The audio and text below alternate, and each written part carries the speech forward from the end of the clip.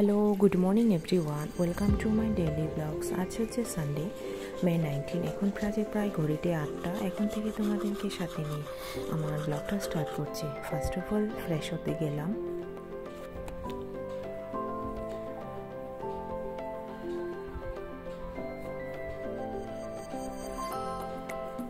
দেন skin কেয়ারে গেলাম, serum লাগালাম। সিরাম লাগানোর শেষে তারপর ময়শ্চারাইজার লাগাবো। যেহেতু গতকাল খুব ভোরবেলায় বৃষ্টি হয়েছিল, যেহেতু আকাশটাও একটু হালকা হালকা রোদ দেখা যাচ্ছে, বাট মনে হয় না আজকে রোদ উঠবে কিনা। সো ওয়েদারটা একেবারেই ঠান্ডা। এতদিনের গরমের ফলে সেটা আজ একটু স্বস্তি মিলল। আজকেও মনে হয় রোদ উঠবে না।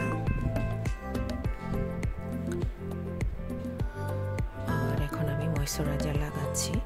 এটা করার পরেই আমি যাব ছাদ বাগানে প্রেয়ারটা করার জন্য। ফুল তুলবো গিয়ে।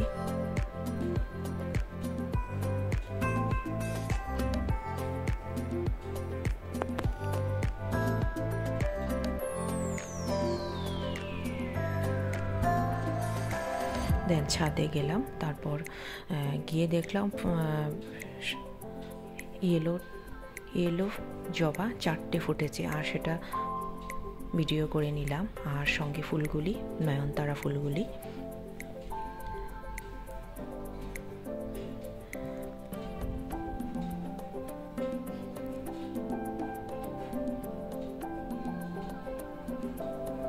আর এখানে একটা বাগান বিলাস, সেটা 1 মাস আগে নিয়েছিলাম, সেখানে এখনো ফুল ফোটেনি।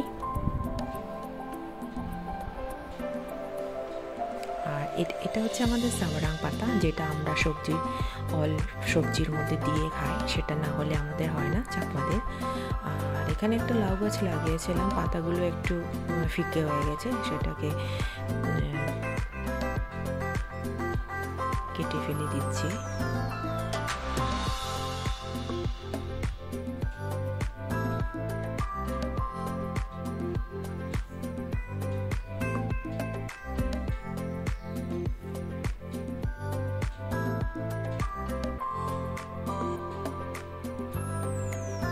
আকাশটাকে দেখা যাচ্ছে আজকে বৃষ্টি হবে না। আর এটা হচ্ছে ইউটিউবেই দেখেছিলাম পুর্তুলিকা ফুল, আর সেটা কিনা তবেও লাগাইনি, কিন্তু পেড়ির সাইডে একটু মাটি ছিল, সেখানেই হয়েছে। দেখতে খুবই সুন্দর, সেটাও ভিডিও করলাম। এটা হচ্ছে হালকা বেগুনি নীলকণ্ঠ।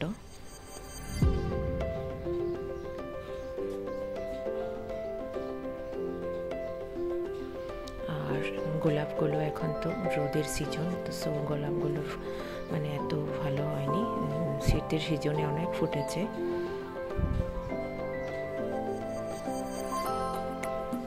আর এখানেও সাওয়ারাং পাতা অনেকগুলোই হয়েছে।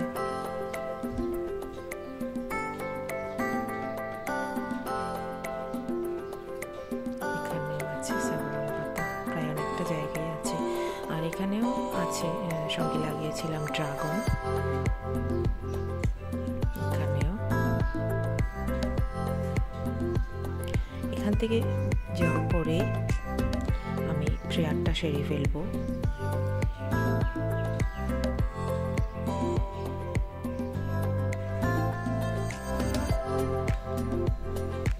আর এখানেও ফুটেছে, বাট একটু সময় হয়নি, তাই এখানে একটু কম দেখা যাচ্ছে। আর একটু যদি টাইম হয়, 9টা বাজে, তখন হয়। আর এটা একটা হচ্ছে জবা, এখনো ফুল ফোটেনি। দেন প্রেয়ারটা সারার পরেই আমি ব্যাগটা গোছাতে গেলাম।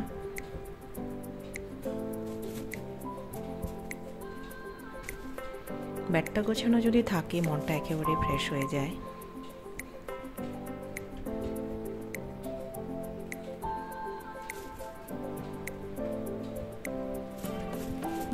দেন আমার ব্যাগটা গোছানো হয়ে গেছে। তারপর একটু ব্রেকফাস্ট করে দেন লাঞ্চ প্রিপারেশনে যাব। আজকে আমি লাঞ্চের মধ্যে নিয়েছিলাম চিংড়ি, যেটা মিডিয়াম আকারের। আর কড়াইতে সরিষার তেল দিলাম, সেখানে পেঁয়াজ, হলুদ, আদা বাটা, রসুন বাটা সবগুলোই এখানে দিয়ে দেব। আর এখন যখন তেলটা উঠে আসবে তখন সেখানে চিংড়িগুলো দিয়ে দেব। অন্যদিন কিন্তু চিংড়িগুলো ভাজি, আজকে কিন্তু ভাজবো না, কিন্তু টেস্ট একদম ভালোই হয়েছে। অন্যান্য দিনের তুলনায় কিন্তু আমি চিংড়ি এত ভালো খাই না, কিন্তু এখানে 4-5টে খেয়েছিলাম, খুবই টেস্ট হয়েছে।